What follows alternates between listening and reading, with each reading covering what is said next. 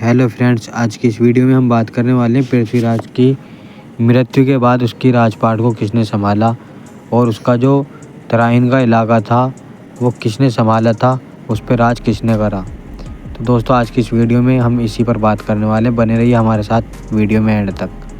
बात करें पृथ्वीराज चौहान की मृत्यु के बाद, तो गोविंदराज को घुरिदों ने अजमेर का जागीरदार शासक नियुक्त किया, लेकिन उनके चाचा हरिराज राजा ने अजमेर पर कब्जा कर लिया था और खुद शासक बन गए थे। इसके बाद हरिराजा और घुरिदों के बीच पराजित किया गया और गोविंदराज को रणथंभौर की जागीर मिली। घटनाक्रम का विवरण कुछ इस प्रकार था। जब तराइन का युद्ध और पृथ्वीराज चौहान की मृत्यु हो गई थी, तो 1192 ईस्वी में तराइन के दूसरे युद्ध में मोहम्मद घोरी ने पृथ्वीराज चौहान को हरा दिया था और पृथ्वीराज चौहान की हत्या कर दी थी। गोविंदराज की बात करें तो उसकी नियुक्ति के लिए विजेता मोहम्मद घोरी ने पृथ्वीराज चौहान के बेटे गोविंदराज को अजमेर में अपना जागीरदार शासक नियुक्त किया। हरिराजा का विद्रोह।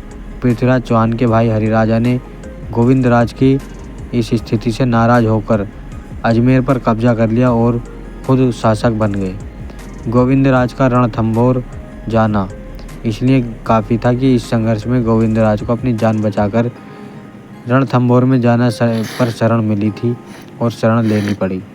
चौहान वंश की शाखा की बात करें तो गोविंदराज ने रणथंभौर में एक नई चौहान शाखा की स्थापना की और उनके वंशज, जिनमें हमीर देव चौहान भी शामिल थे, बाद में वहाँ के शासक बने।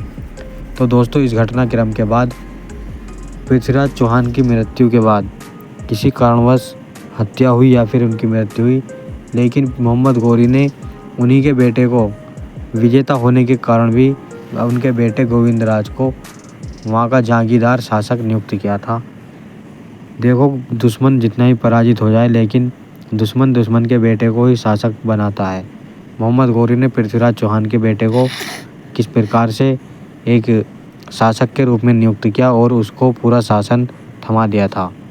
ये एक वर्चस्व की लड़ाई थी जिसमें पृथ्वीराज चौहान की हार हुई और वो जीत गया था। तो दोस्तों, आज की वीडियो में बस इतना ही। मिलते हैं कल अगली वीडियो में।